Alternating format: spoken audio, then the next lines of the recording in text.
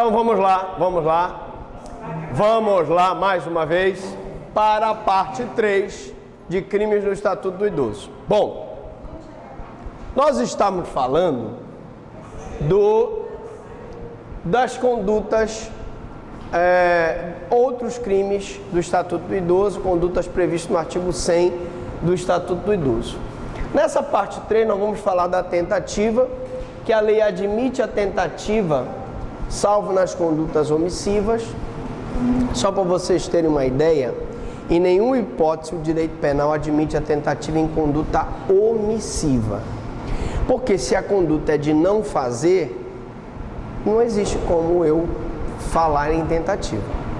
A tentativa só existe em conduta comissiva, em que a pessoa iniciada a execução não se consuma por circunstâncias alheias à vontade do agente. A ação penal é pública incondicionada e cabe ao MP a propositura da denúncia. Evidentemente que naqueles casos em que haja a suspensão do processo, ele vai propor a denúncia junto com a proposta de suspensão do processo. Antes de falar da desobediência, um aluno aqui na sala me pediu para que eu fizesse uma abordagem, e eu achei pertinente, da questão das escusas absolutórias. Bom, eu queria ler aqui essa parte aqui dos crimes, né? Então, no artigo 93, cadê ele? Está aqui, ele me perguntou, mas tá ali ele me perguntou o seguinte: professor, na hipótese do neto que subtrai um relógio do próprio avô, esse neto vai responder por crime de furto? Preste atenção, isso aí pode ser pergunta de prova da UAB e concurso. Pelo Código Penal, gente, existia as escusas absolutórias. O que é isso? Se o marido subtraísse coisa da mulher, se o neto subtraísse coisa do avô, não haveria a prática de crime.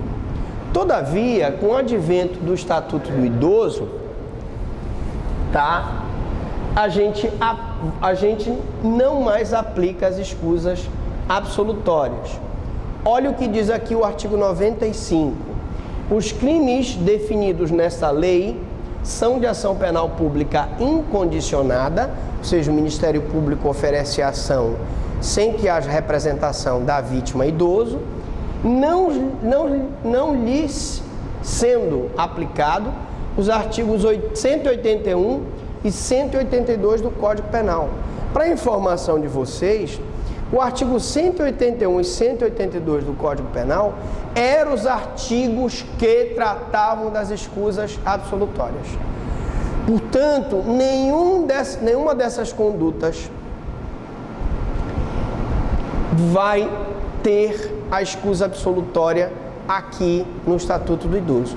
Crimes praticados contra o idoso não têm escusa absolutória. Esses crimes que nós estamos vendo aqui, não existe para ele as escusas absolutórias. As escusas absolutórias só existem no Código Penal, não existem nesse Estatuto.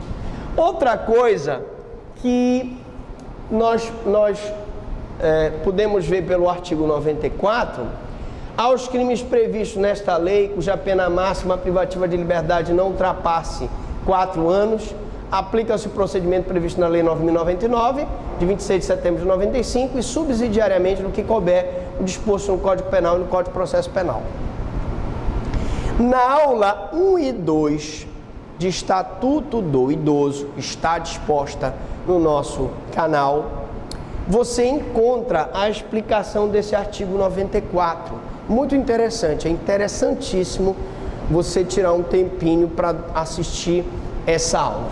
E também o artigo 93 aplica-se subsidiariamente no que couber às disposições da Lei 7.347, 24 de junho de 1985, que é a Lei da Ação Civil Pública. Que existem várias ações civis públicas que são ajuizadas pelo Ministério Público em favor do idoso. Então, se aplica, nesse caso, aos dispositivos da Lei 9.099, que é os juizados especiais, ou seja, o dispositivo, se o crime for de menor potencial ofensivo, ele vai ser feito o TCO, vai ser feita a audiência preliminar, vai ser feita a composição civil, vai ser feita a transação do processo. Nos crimes definidos nessa lei, não se aplicam as escusas absolutórias do Código Penal. Uma coisa é o netinho subtrair o relógio do avô no Código Penal, isso é uma escusa absolutória, e uma coisa é um netinho maltratar do avô aqui, que não é albergado pela escusa absolutória, ele vai responder na forma da lei. E a outra coisa é a aplicação dos dispositivos da Lei de Ação Civil Pública. Agora vamos voltar, né? Vamos voltar para nosso crime de desobediência. Feita essa explicação desses crimes, vamos voltar aqui para a desobediência, né? A desobediência, gente, aqui é uma desobediência especial em relação ao 330 do Código Penal. Eu tenho uma desobediência genérica, que está prevista no 330, e tenho um crime de desobediência específico quando se trata de Estatuto do Idoso. Está previsto no artigo 101. Então aqui diz, deixar de cumprir, retardar ou frustrar, sem justo motivo, a execução de ordem judicial expedida nas ações em que for parte ou interveniente o idoso. Então, se o Ministério Público entra com uma ação civil pública para que aquele idoso seja operado, para que aquele idoso receba um medicamento, o hospital tem que fazer o atendimento imediato daquela medida liminar. Sobre pena de o diretor do hospital que deixar de cumprir, que retardar ou frustrar sem justo motivo a expedição da ordem judicial, expedida nas ações em que for parte o interveniente, o idoso, que ações são essas? Normalmente são ações civis públicas. Ele vai se enquadrar no crime de desobediência. Agora, cuidado. Cuidado. A mesma explicação que nós damos por crime de desobediência na Lei Maria da Penha, eu tenho que dar por crime de desobediência no Estatuto do Idoso.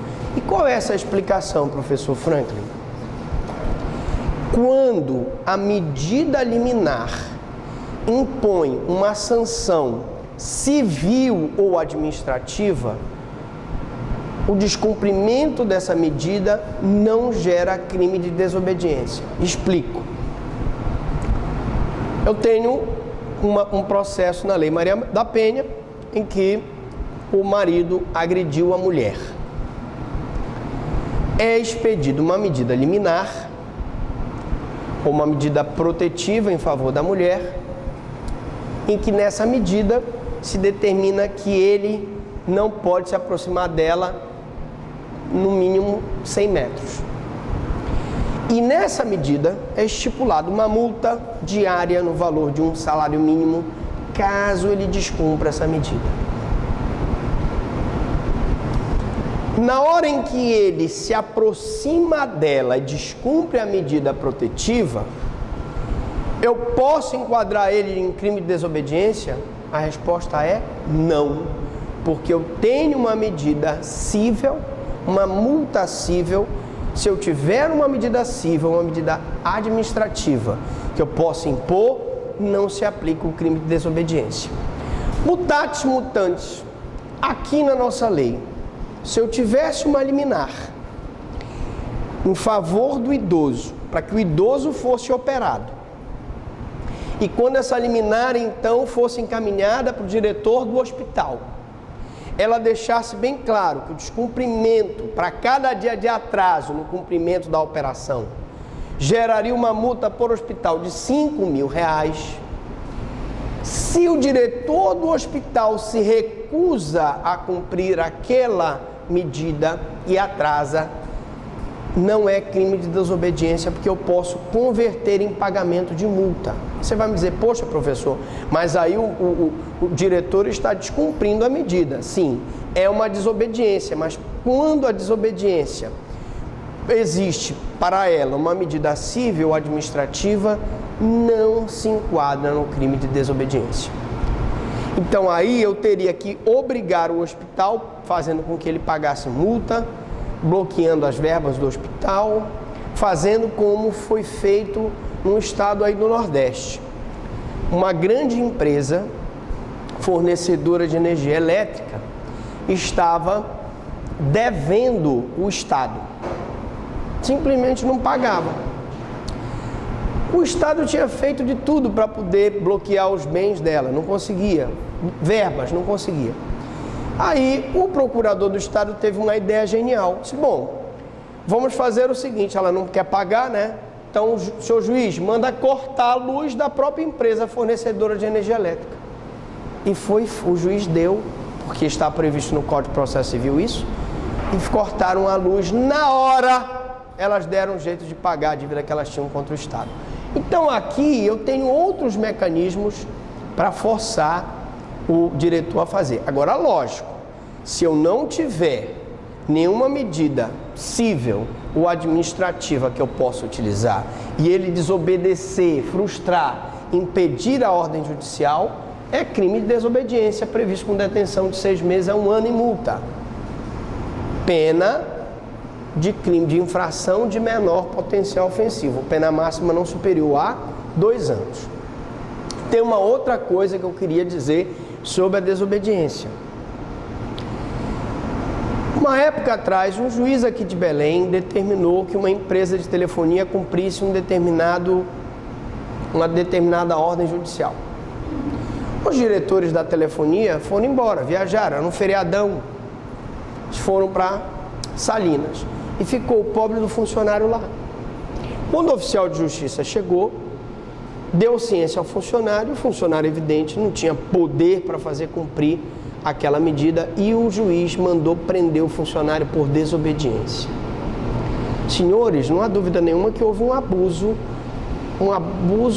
praticado pelo juiz. Porque uma coisa é você enquadrar em crime de desobediência quem tem poder de cumprir a ordem. Uma coisa é você enquadrar quem não tem poder de cumprir a ordem. Então a desobediência só se caracteriza aquele que tem poder de cumprir a ordem. Objetividade jurídica, proteção dos direitos da pessoa idosa e da administração pública. E aqui, pela primeira vez, nós estamos vendo um crime que protege a pessoa idosa e também protege a administração pública. Porque a desobediência, ela gera um prejuízo do prestígio da administração pública, já que é um juiz, que é um órgão da administração pública, Poder Judiciário, que está sendo desprestigiado com o descumprimento da ordem. Sujeito ativo, qualquer pessoa, a lei não exige nenhuma qualificação especial. Não disse aqui que tem que ser médico, não disse aqui que tem que ser o diretor do hospital, nada disso. Sujeito passivo, aí eu vou fazer uma diferenciação.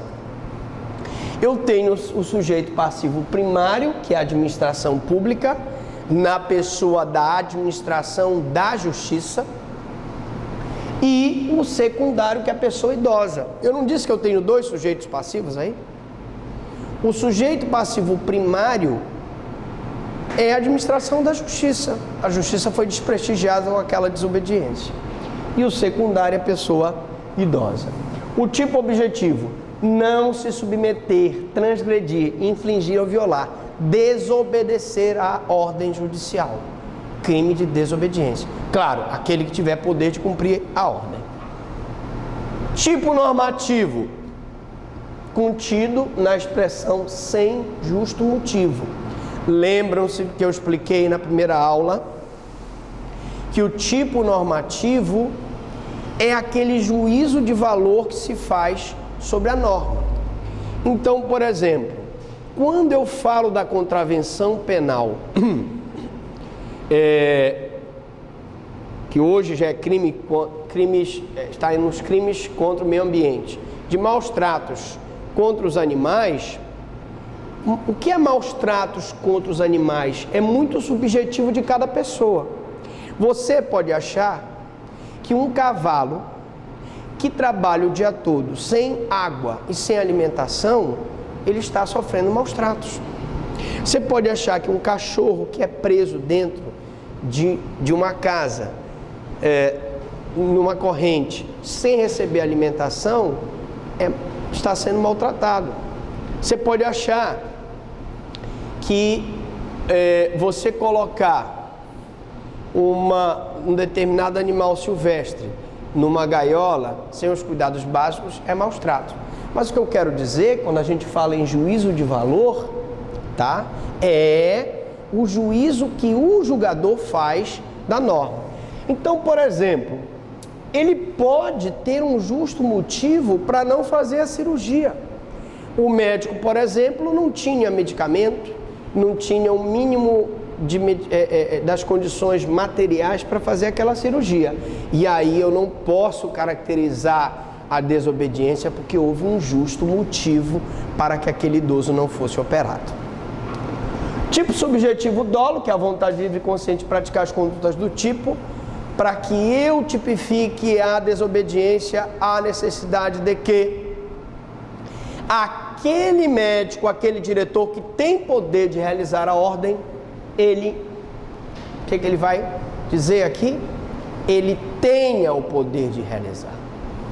Ele tenha consciência do fato, mas ele propositalmente não realiza com o objetivo de desprestigiar a administração da justiça. Ele diz: vou desobedecer esse juiz, aqui no hospital manda eu, ele não vai ser operado e ponto. É esse o espírito do crime de desobediência. Aí está configurada a desobediência. Consumação com efetivo descumprimento da ordem. Na hora em que ele descumpre a ordem, o crime está consumado. Lembrando que se a ordem tiver uma forma de ser cobrada via civil ou administrativa, eu retiro a possibilidade do crime de desobediência, retardando ou frustrando a execução da ordem. Tentativa, eu admito a tentativa, salvo na modalidade omissiva. O diretor do hospital mandou que os médicos se retirassem da sala para não operar o idoso. Veio o pessoal, o oficial de justiça acompanhado do escrivão, eles viram o oficial vindo com o pessoal da polícia e resolveram entrar e operar o idoso. Na verdade, é o que acontece muitas das vezes na marra nesses interiores. A gente tem que, como se diz, usar da força pública para obrigar a fazer aquela cirurgia. A ação penal pública é incondicionada e cabe ao Ministério Público a propositura da ação.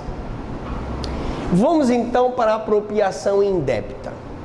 Agora, gente, nós vamos falar de alguns crimes contra o idoso que são muito comuns. Infelizmente, isso acontece muito. Um deles é a apropriação indébita.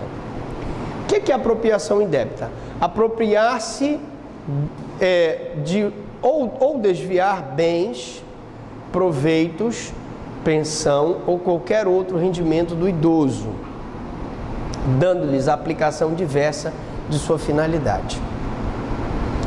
Então, vocês lembram da história que eu contei da moça que mantinha o pai morando numa casa à parte, sem a mínima condição de higiene, e ela, na verdade, só mantinha o pai vivo porque ela tinha interesse de receber a pensão dele.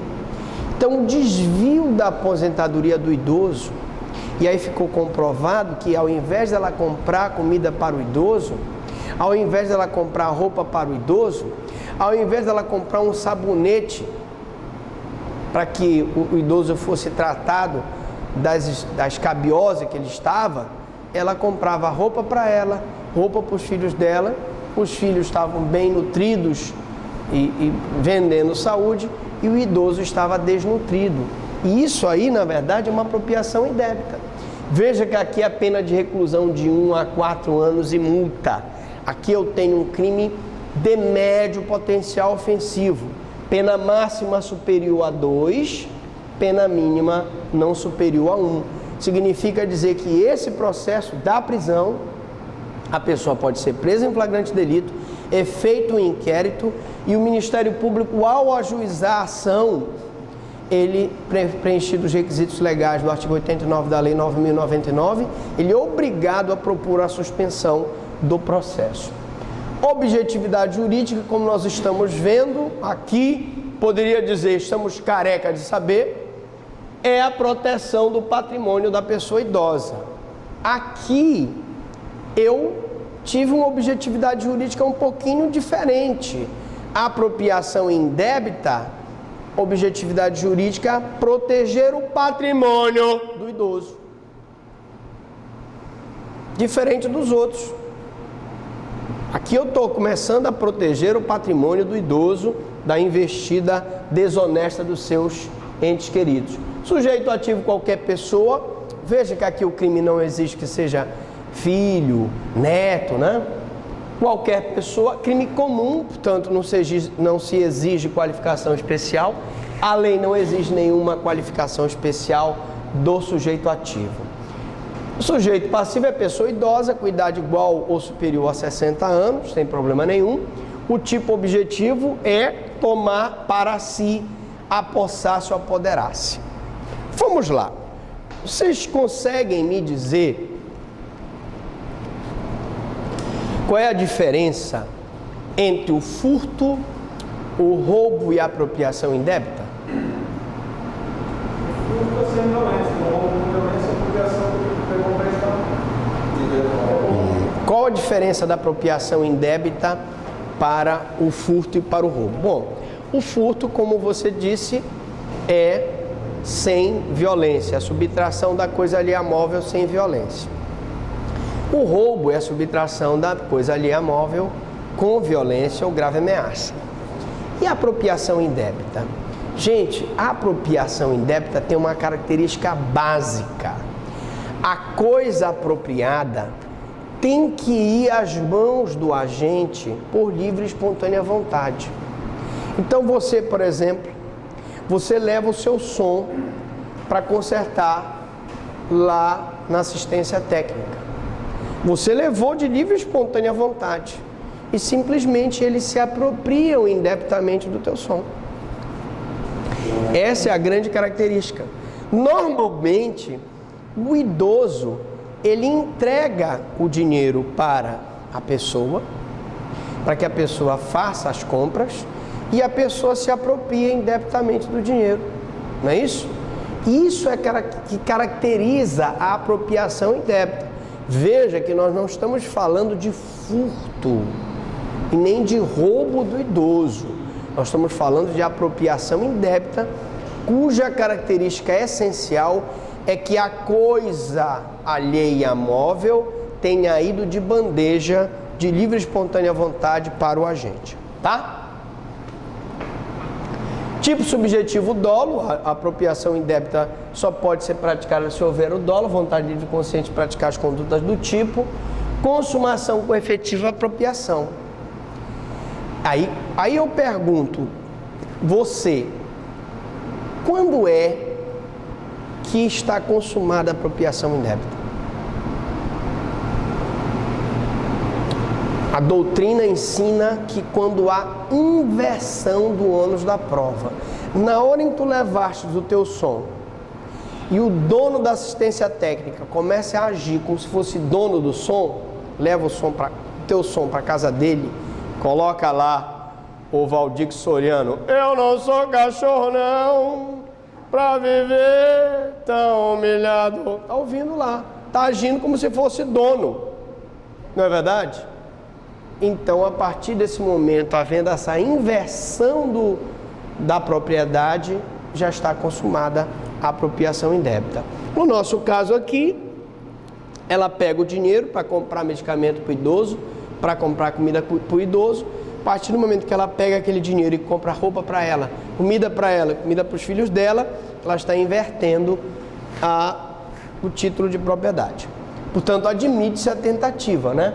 Ela pode começar a tentar comprar alguma coisa com dinheiro do idoso para ela, quando ela é pega por circunstâncias alheias à vontade. Recusa de acolhimento. Recusa de acolhimento ou negar acolhimento ou permanência do idoso como abrigado por recusa deste em outorgar-lhe procuração, entidade de atendimento. Funciona da seguinte forma: você vai colocar o idoso numa entidade de atendimento e a entidade quer que ele assine uma procuração. Normalmente, essas procurações maliciosas dão poderes ilimitados para a entidade de atendimento, para que ela possa, inclusive, se apropriar de recursos do idoso. E aí ele se recusa a outorgar essa procuração. E ela, então, se recusa, recusa de acolhimento ou permanência do idoso. Esse crime aqui tem pena de detenção de 6 meses a 1 ano e multa. É um crime de menor potencial ofensivo, que a pena máxima não é superior a 2 anos. A objetividade jurídica é a proteção da liberdade individual da pessoa idosa. Então, o que o Estatuto do Idoso visa proteger? A liberdade individual da pessoa idosa. Veja que no crime de apropriação indébita era o patrimônio. E agora é a liberdade, porque ele tem que ter a liberdade de outorgar a procuração para quem ele deseja outorgar. Não é justo que eu obrigue ele a outorgar uma procuração para uma entidade, para essa entidade ficar com o dinheiro dele, por exemplo. Sujeito ativo é o responsável pela entidade de atendimento a quem o idoso solicite o abrigo. Aqui eu tenho um crime próprio, Se exige uma qualificação especial, tem que ser o responsável pela entidade. Sujeito passivo, a pessoa idosa com idade igual ou superior a 60 anos. Tipo objetivo, a negativa deve se dar por motivo específico. Ele se negou a outorgar a procuração. Se a negativa foi por outro motivo, porque o idoso estava doente, porque o idoso era portador de AIDS, é outro crime, mas esse aqui não é. Porque nós estamos falando em direito penal. Então eu tenho que cumprir a tipicidade, o que está previsto na lei. Tipo subjetivo, dolo, que é a vontade livre e consciente de praticar as condutas do tipo. Essa recusa tem que o diretor lá do estabelecimento estar consciente do fato e com a vontade de se recusar em virtude do idoso não ter outorgado a procuração. E a consumação se dá com a efetiva negativa de abrigo. Na hora em que, você não vai outorgar a procuração, eu não vou te dar o abrigo, o crime está consumado. Não se admite a tentativa por ser crime omissivo puro. Crimes omissivos não admitem tentativa. E nós terminamos a parte 3. Pergunto, alguma dúvida, alguma pergunta?